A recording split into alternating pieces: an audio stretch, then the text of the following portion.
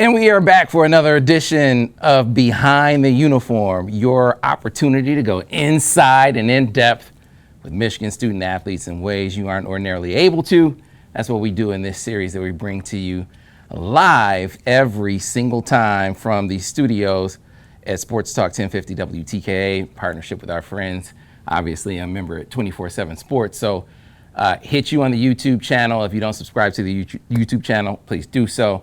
The Michigan Insider, of course, over on 24/7 Sports, themichiganinsider.com. You can always find our content. And then, of course, on our podcast page, you can subscribe, Google, Stitcher, Spotify, iTunes, you name it. But Behind the Uniform has been a great series thus far. Talked to a lot of student athletes that have, had their ups and downs on the field so far. I think this is the first time, other than Amarion Walker, that we've talked to a youngster who hasn't yet, risen to that role that he's going to, right? And so that brings Darrius Clemons to the desk today inside the huddle and Behind the Uniform. Darrius, how are you? I'm doing good. Thanks for having me. And glad that you could join us. Obviously been tracking you and your recruitment for some time. One of the highest profile recruits in the class. It was a magnificent turnaround for Michigan. And let's just start there. Before we get into your journey here at Michigan, let's talk about your journey to Michigan, because early in your recruitment, it seemed like Michigan was there. Yeah. And then it seemed like they kind of faded into obscurity a little bit. What do you recall about how your recruitment played out? I think I didn't really like the recruiting process, so I was kind of in a rush to get it over with. And Michigan was like one of the schools I scheduled a later visit with. So I was kind of like, you know what, let's just cut it short, focus on schools I visited so far. And even like after I did that, like Coach Bellamy and Coach Gaddis, like they stayed in my phone, like asking like how I was doing, like talking about like my games from like the last Friday or whatever else. Then push came to shove and I decided to come take a visit to Michigan right before signing day. Yeah, so I remember, obviously you had really blown up in Oregon. Now you played the COVID season in Utah though, right? Yeah, my junior year. Yeah, so how did that sort of impact your recruiting process? Because it felt like that was kind of when things exploded. Was that by virtue of you were doing so well in Utah, or was that when people really started to just watch your tape more? I think it's a mixture of both. Like Utah has a little bit better high school football than Oregon, in my opinion. That, and then I was like there wasn't a lot of kids that were playing high school football, especially in the fall that year. Mm-hmm. So I think I had that going for me. So I remember one of those combines, man, one of those camps. I can't remember which one it was. I remember it was like this crazy time you ran, and that's what at least was a turning point for me, where it just kind of really blew up. Do you remember the camp, and do you remember the 40 time you turned in? Yeah, it was a little combine. I ran a 4.37 unofficial, so rolling a little bit. Yeah, that's when I thought the switch kind of flipped, and schools were like, let me go check this dude out, watch his tape a little bit more. And so you start blowing up nationwide. It wasn't just a West Coast thing anymore. Who kind of rose to the fore in your recruitment at that point? That's like when like a lot of the SEC schools started reaching out to me, and I think I got the Stanford and Notre Dame offer the next day, and those are pretty big for me, especially me and my family, because we take academics pretty seriously. Mm-hmm. So that was pretty cool. Then I think just some schools I was kind of on the back burner for, like they started like paying more attention to me, I felt like. Mm-hmm. So I felt like what gave Michigan a real shot is this is where you grew up, right? Yeah. You grew up in the Great Lakes State. We heard all the stories about you and Andrel kind of growing up as teammates and friends. We'll get into that shortly. But did you ever have an allegiance to either of the Michigan schools growing up, Michigan or Michigan State? I wouldn't say so. I grew up like close to the Michigan State, so I think growing up maybe I definitely went to more Michigan State games than Michigan. Mm-hmm. That counts for anything. But so was it kind of weird for you to start liking Michigan growing up, kind of liking Michigan State?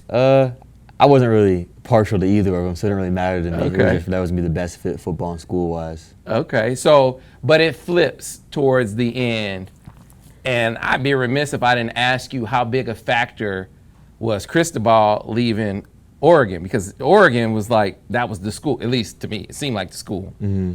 And then Cristobal leaves, and that seemed to open the door. Is that accurate, and did that really kind of open things up for the competition? I say so, yeah. Like leading up to that point, even before Coach Cristobal had left Oregon, Coach Bellamy, because he had coached receivers for like a week or however long, then went to safeties. And even when he like switched positions, he like, stayed in my phone, kept hitting me up, and like we had a pretty good relationship. And like just all throughout my senior season, he kept hitting me up. And then once I found out Coach Cristobal was going to go to Miami, I think Coach Bellamy texted me the day before, like, by coincidence, I didn't respond. And like, as soon as I saw that, I texted him. I was like, what do you guys have going on this weekend? And like, right after that, I won the Big Ten championship, so it timed up pretty good. Yeah. So one of the things, before you get to the visit, I'll never forget this. So Harbaugh is getting all these looks from pro teams. Mm-hmm. And it sticks out to me that, he comes to sit down with you guys. And I know your dad, Larry, like, you guys asked Harbaugh some real pointed questions about what the future held, and he was pretty candid with you guys. Can you kind of take me back through your recollection of that experience and how it maybe shaped your opinion of him and your opinion of Michigan? I don't remember like exactly what was said, but I remember like we asked him like, you're a really good coach, obviously, like in the NFL is something that you'd be looking to go back to, because that's something you'd really do, especially like if I were to come to Michigan, like in my time there.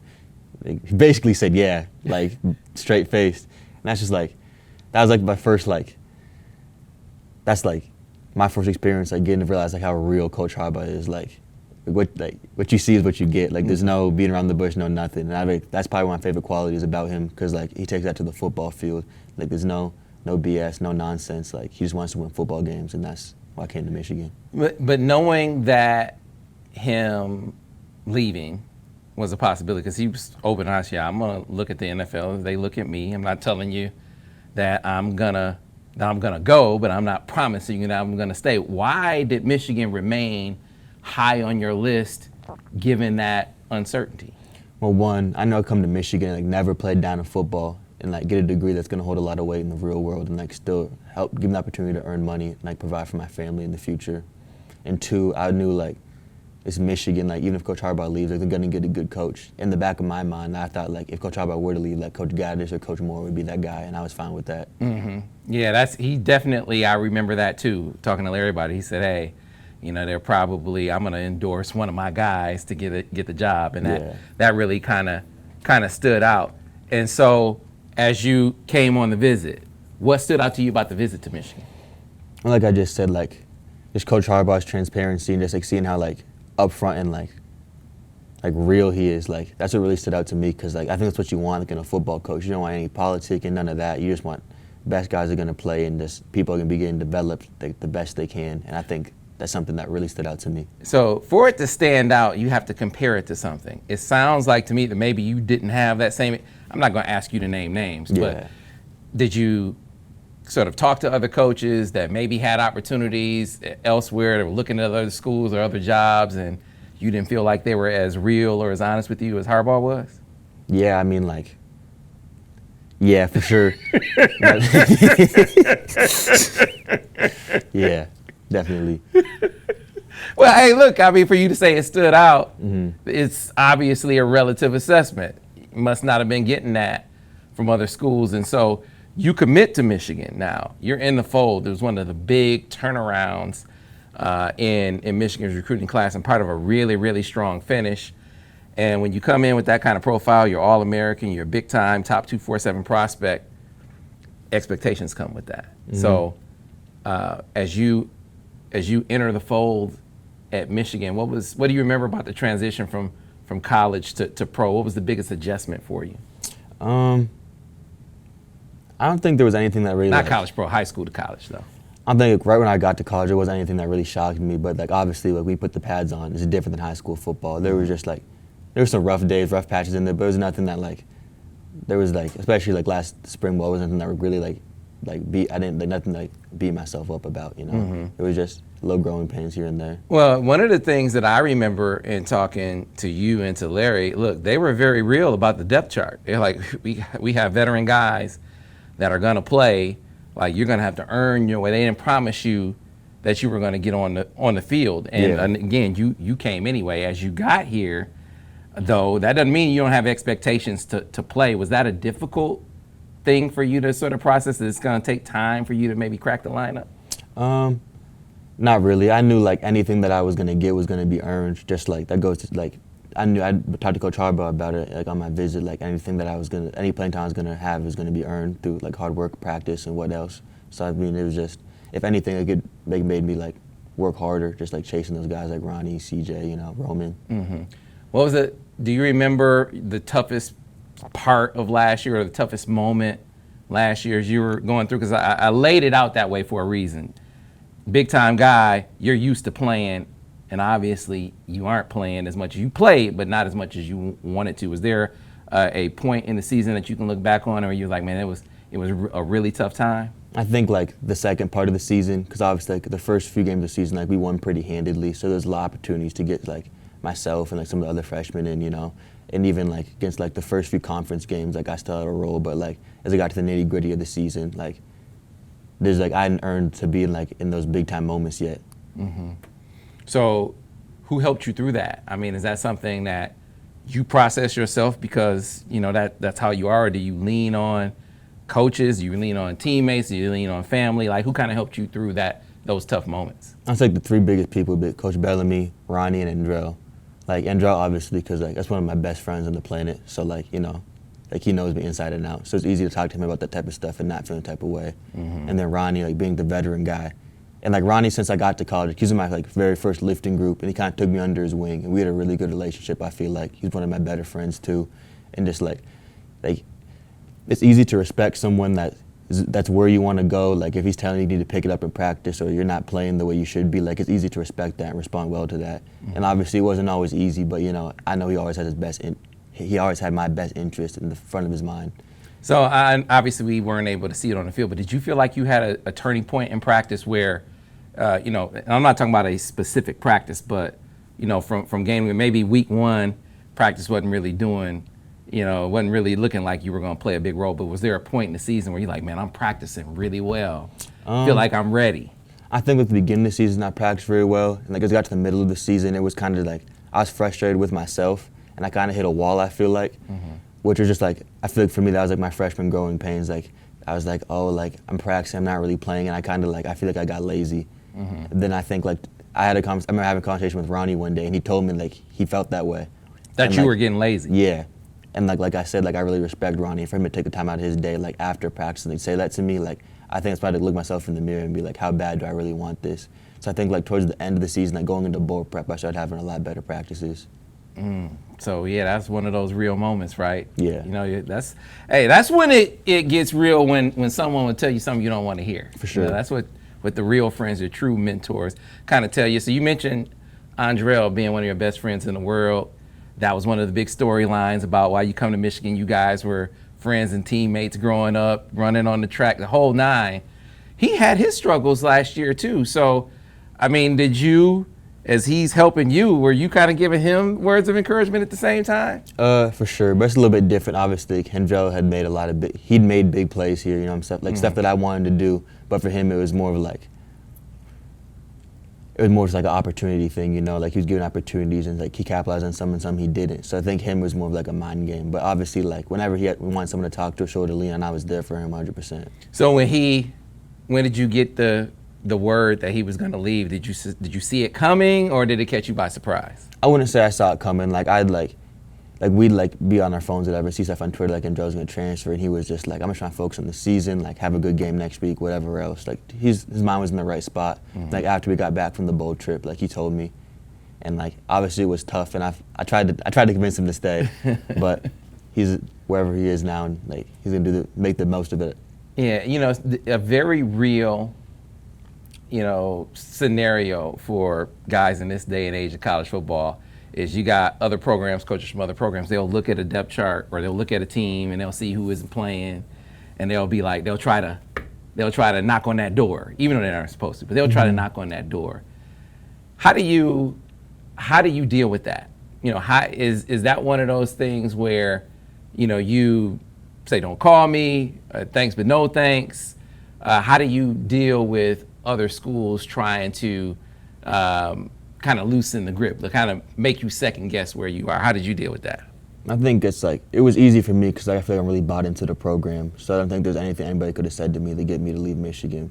Mm-hmm. Hey, it's real. All right, so we're going to move forward and start talking about the offseason and what you've been doing to kind of maybe rise up the depth chart and move into the four. But NIL, man, that's also a very real consideration. And as you were making your decision, that seemed to be the point in recruiting, because it wasn't at the beginning of the cycle that you heard a lot about NIL. But toward the end, when you made your decision, I started hearing stories about, man, this school put an NIL package on the table, that school put an NIL package on the table. Were you hearing that kind of talk at the time that you made your decision? A little bit, but it wasn't something I was really concerned about. So then you get here, though, and you have profile as a player. Like, you're a top 247 guy. With that comes opportunities. The notoriety kind of entices businesses and whatnot to want to get involved with you. So what was your NIL experience like as a freshman? It was just like really little stuff, aside from like I ended up getting a car from Randy Wise, but that was something that was like a team deal. But it wasn't a whole lot. But there's opportunities for everybody. But I think, like I said, like that's something that's got to be earned. I don't think I earned to be, making a whole lot of money. So it wasn't one of those things that was an issue for you? No. All right, but you did have opportunities, and you got to start learning how, all you guys, any student athlete that's starting to deal with NIL, you got to start learning about how to manage that money, how to, set aside money for taxes, how to budget. I know you've been working with Morgan Stanley to that end.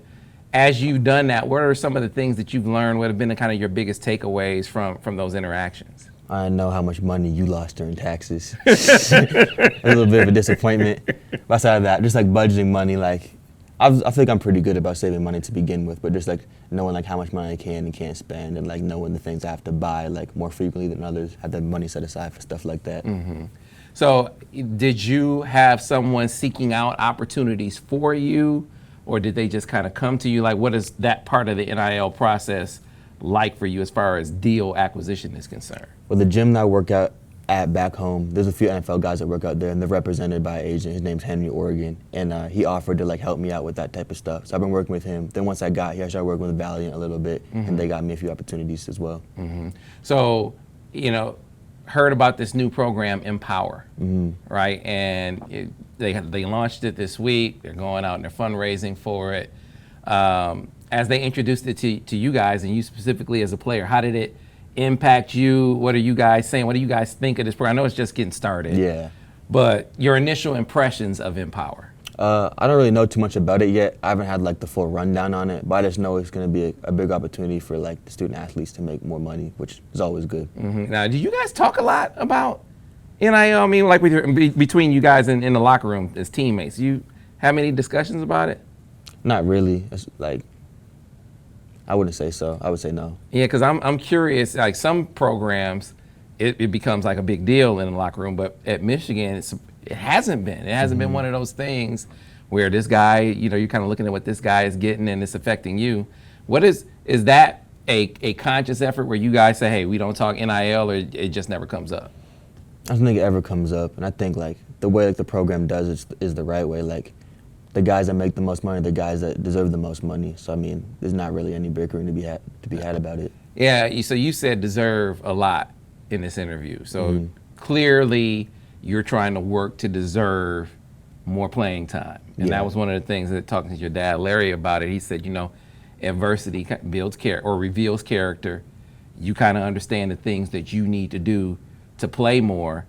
What were those things as you sort of did that sort of self-assessment, or you talked to your coaches? What were the things that you determined you needed to do better in order to play more I think the one thing that was like really like reassuring to me was like when I asked Coach Bell after season like what I need to do to like obviously be a starter, like be a big time player here. He was like everything that like I need to do, like he's seen me do before, just doing on a more consistent basis. So like that's a challenge to me, just like work harder. So like I know like my best players are being had every play. It's not like few and far between. Like I could try to dominate a practice, dominate a scrimmage, and like ultimately dominate a game. So give me that moment in practice, or those moments in practice that stand out to you the most, whether it be in the spring or last fall, where you were like, that's what I can do.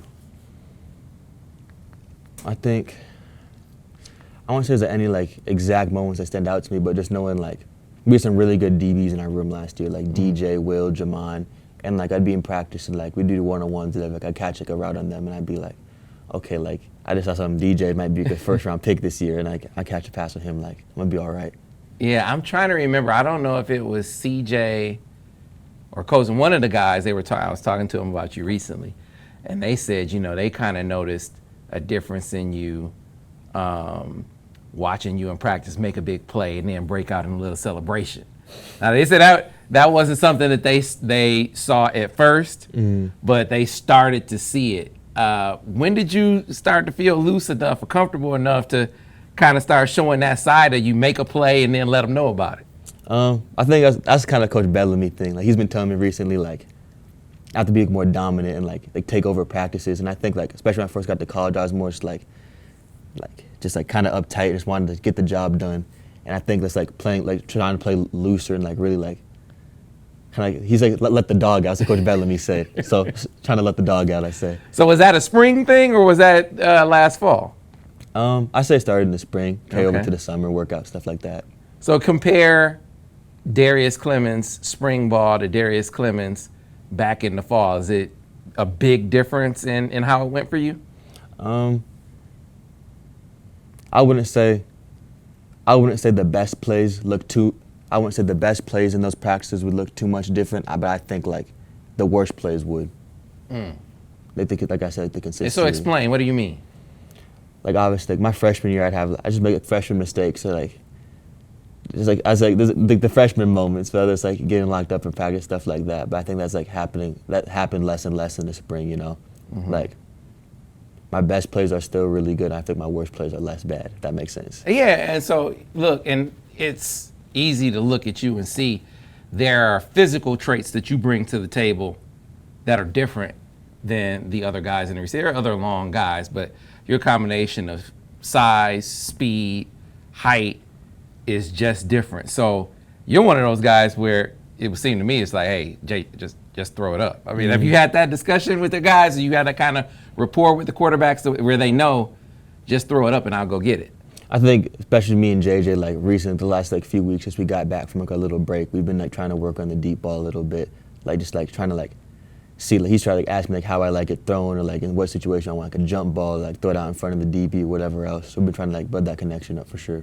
Yeah, and so that's a big difference from last offseason. I was talking to a lot of guys about it. The time that you get to build chemistry with the quarterback. None of the guys had it with JJ last year because he was hurt, right? But now all of you guys have that opportunity. So where do you feel like you guys are in that process? Do you feel like he has you totally on the same page, or you getting there? Where would you describe, or how would you describe where you guys are? I feel like right now, like I feel like we could like go play a game, like play a 7-on-7 game tomorrow and like be dialed in. Like as far as like the passing game goes, like we have like, I feel like we have like 8, 9, 10 receivers that can go, and we have like 4, 5, 6 tight ends that can go. You know what I mean? And we have JJ back there, so anything's possible. Yeah. So listen to Harbaugh. Listen to Jim talk about it. He says, we got to make sure everybody eats, right? So clearly we know Michigan can run the football, and you're gonna run the football. But with JJ established now, as they got the trust in him. They know he can push it down the field, and he's going to take care of the football. And the number of receivers that seem ready to contribute, do you have the feeling that, as far as balance is concerned, of how you attack is going to be a little different? I mean, you're still going to run the football, but did you feel like you guys are going to push it down the field more this year? I think it's not my place to like say that, but I think obviously we got to run the football 100 times to win the game. I don't think there's anybody on the offensive side of the ball that's going to bat an eye about it. You know what I mean? To throw the ball 100 times a game, I'm sure like Blake, Donovan, Khalil, like they step up in the pocket and block for JJ. You know what I mean? But I think like having the threat of both is what's going to be even more scary. Did you have a feeling though, as you guys were going through spring ball, like what's going to be better about the offense? Because all the guys that I've talked to said we were really good offensively last year. But I talked to, for instance, the offensive linemen. So I talked to Trevor, Zach. Both of those guys sat over here. Ran into Carson recently, talked to them. And I remember Trevor saying, no one can stop us. Like, no one can stop us. Like, we knew we could run the football, but now we know we can throw it when we want to. So if you load up against the run, we're going to beat you down the field. You load up against the pass, we're going to run it down your throat. The only people that can stop us. For sure. So from your perspective, that means you're going to be better than last year. What do you think? Like, where are you guys going to be better this year compared to last year? Well, I think like not having Blake and Donovan in spring ball is almost like a blessing and a curse at the same time, because obviously that's 2 less running backs in spring ball. So obviously you don't have, that's 2 less to take carries and stuff. So you have to throw the ball a little bit more in practice. So I think knowing that like we could go into like a 2-minute drill, or not even 2-minute drill, go into a period, be like, we're not going to run the ball once, and we're still moving the ball, scoring on the first defense, stuff like that. That gave us a lot of confidence. Mm-hmm. Yeah, man. You know, it's necessity, right? For Necessity sure. is the mother of invention. And so you guys had to get more confident and have more faith in what all the different guys can do. So one of the things I like to do, Darrius, is get your perspective on your teammates, right? I think we have a good feel for you really feel like you're taking your game to another level. Let's stay in that receiver room. I mean, we saw Peyton O'Leary kind of, at least from our perspective, we had heard about him, but we hadn't seen him like we saw him in the spring game. I mean, what about him? Did you kind of see what he did in the spring game coming? For sure. Like, I think it was probably the beginning of last fall camp, like a flip switch. Because I only saw, before fall camp, I only saw Peyton in spring ball. And like I always thought he was good, but people said like the jump he made even from like his freshman year to spring ball, then the fall camp was like night and day.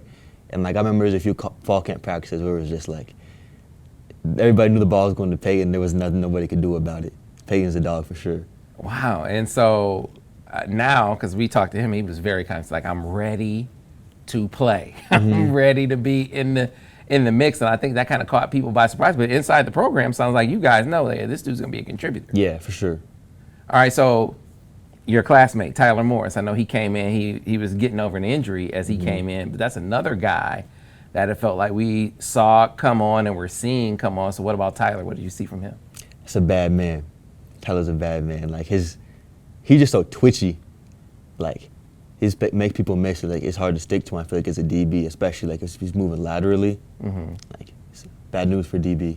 All right, so I wonder if the young guys who came in early, if they leaned on you, haven't been through that experience, right? So Semaj, he comes in. I'm hearing some things about Semaj, how he did, and Fredrick Moore, the same thing. So kind of compare your experience last spring to what you saw from them. I don't know if you talked to them about how it was going for them, but was it the same? Was it different? How do you think your experience compared to theirs? I think like when like me, Tyler, and Marion were coming in, like the coaching change was happening, so we didn't really have a lot of time to like get in the playbooks up before spring ball. So when spring ball started, we were moving pretty slow.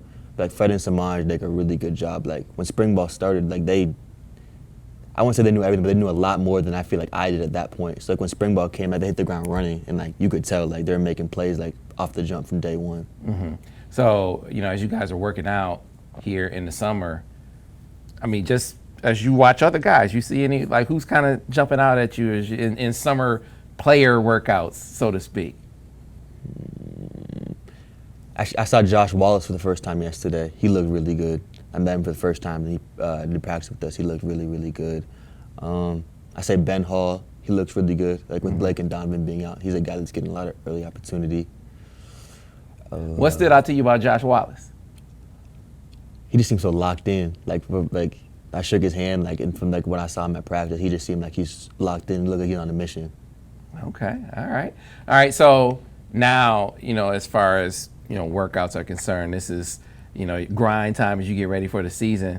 Physically, where are you now relative to where you want to be? You locked in at the weight you want to be at? Are you big as you want to be? Kind of take me through that piece of it. I won't say like weight's a super big concern for me at this point. Like I don't really get on the scale a whole lot and like think anything of it.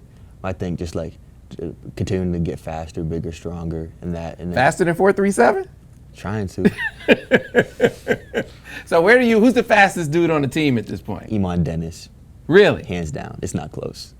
Really? So I talked to Donovan. He didn't even mention Iman. Really? He didn't mention Iman's name. I think Iman is like one, and it's not up for debate. But I think it's like the second and third spot where it starts getting. Actually, I think it was me and someone else who went up to Coach Herb and asked him who we thought the second fastest in the team was. And he said it's a group of guys that could be competing for that second spot. So is Iman fast like DJ Turner fast? Yeah. Really? Yeah, Iman's stupid fast. So, I mean, what have you, so take me through Iman Dennis, the player. Kind of break down his game for me. Iman is like by far and away the fastest person on the team. I think especially like last year from what I saw, like, he struggled catching the ball. But like when I've been back this summer, like literally every time I walk by the indoor, he's on the jugs machine. Like I talked to someone, they said he told him he caught like 300 balls yesterday. And like we say in player workouts, he just looks his catching the ball a lot better. So I think like Iman could be a scary addition to the receiver room this year. So you think that if you're looking for a receiver or a sleeper in the room that maybe no one's talking about that will rise up, Iman would be your pick? Because I feel like we're talking about Peyton O'Leary. I don't think Peyton's a sleeper at this point. Right, that's what I'm saying. I say it's be Iman and one of the freshmen. And the freshmen are really, really good. So yeah, we kind of glossed over them a little bit, but what stood out to you about Semaj's game? What stood out to you about Fredrick's game? Semaj is just twitchy, like I said about Tyler, but like Tyler still got like a little bit of vertical speed, he's a bit bigger than Semaj. But Semaj, like you see him, he doesn't look very big. He looks kind of like small, but like when he plays a lot bigger than he is, like Semaj is really, really strong, especially like on the field, and he's super, super twitchy, like lateral quickness, and he has really, really good hands. Like he'd be at practice, no gloves, catching everything. That's something that's really impressive. Then Fred is like, his like stop and start is really, really good. Like he can be running full speed, 20 yards on the field, like one step, and he's like out of a comeback route. Like I matched them say he don't got kneecaps. You say how Jerry Judy runs routes and snaps stuff down, like that. Fred's got that trait. Okay, have you seen any of Karmello English yet? Yeah, obviously less. He's been here for less time. But like my first impression of Karmello, like he seems very, very locked in. Like he's on a mission as well. Like he's been really eager to learn the playbook. Or like in the middle of like we'll be in the middle of like a player-led practice. He's asking like what the play is just so he can watch his position and learn that way. Mm-hmm. You know, locked in. You said Iman's locked in. It feels like you guys as a team locked in. And you can compare this. I know you didn't play in the last year or the year, not last year, but the year before, as the guys went and they played in the Orange Bowl and whatnot. But you know what they were like coming off of that. You know what last spring ball was like. You know what last fall camp was like. It just feels like as focused as the squad was, it feels like it's even sharper this. I don't know if that's accurate. I don't know if that's just perception, but you're in it. Like, do you sense like an even sharper focus coming off of the TCU experience? I won't say it's more focused, but I think it's more purposeful. Like, I think last year we thought we could have won the national championship, and then we squandered the opportunity. So I think this year, like, it's like we made our mistakes. Like, fool me once, shame on you. Fool me twice, like, can't do it again. That's the way I feel about it, at least. I think a lot of the guys feel similar too. So a couple of two more perspective questions before we finish off with talking about you. What about JJ? JJ, talking to players, talking to coaches, they said, man, the dude was lights out in spring ball. You catch his passes. What did you think of a JJ in the spring versus JJ during the season? I think like last offseason, obviously there was like little to no JJ just because we were having a shoulder or whatever else. Then the season, obviously, I need to go with JJ a lot in practice because like he's ones, I'm like a backup, so less reps there. But like in the spring, I think the thing that stood out the most was just like his consistency. Like it seemed like there was days where he wouldn't miss a pass. That's obviously a good quality to have in a quarterback. And then Coach Moore. So Coach Moore slides into he's in the driver's seat completely. There's no co-pilot anymore. It's just the pilot running the offense. Were you able to sense, and I guess it might be hard to with it not being a game, but were you able to sense how that impacts the offense, how that's going to change or how much that's going to change things moving forward? I wouldn't say it's going to change a lot of things, but I feel like it's like we have so many weapons on offense. Like for Coach Moore, it's almost like playing a video game. It's like pick your poison. Like he can do whatever he wants with like the weapons he's at his disposal. You know what I mean? All right, so you're one of those poisonous darts, if you will, that he can choose. So kind of play this season out for me. Play the rest of the summer out for me about how it looks for you heading into fall camp. I mean, what should we expect from Darrius Clemons coming up? I think this summer, continue working hard and like perfecting my craft. In fall camp, like I say, practice my best, play my best, and in the end, like wherever the competition unfolds, I'm a starter the first game. And after that, do whatever the team needs for me to win a national championship. Someone asked me, is Darrius happy? Is Darrius happy? I'm always happy. I'm blessed. Well, Darrius, I'd be remiss if in closing we didn't talk about your circle, man, your circle of support. I do this with every single guy that comes here and sits down because I know you don't get to this place on your own. and you don't grind through the difficult times and become successful alone. So what about, your family, your pops, I know is big. Kind of what about them and how much they mean to you and your journey? I think my dad and my stepmom, like obviously like really big parts of my journey. And they're more like, when I'm like frustrated, like those people I talk to, because they can like, I won't say talk me off the ledge, but like they understand football really well and they understand what I'm going through. So they're super good to have them in my corner. I think my mom and my grandma, like they know a lot less and care a lot less about football. You know what I mean? Like, but that's like kind of a good thing at times, right? Like I know I could talk to them and like they won't say a word about football, but it's more of just like loving me for me, you know what I mean? Not saying like nobody else in my family does that, but like they could care less about football, to be honest. But I think like obviously my teammates, Coach Bell and me, like the last year, like, I think me and Coach Bell and me have grown really, really close.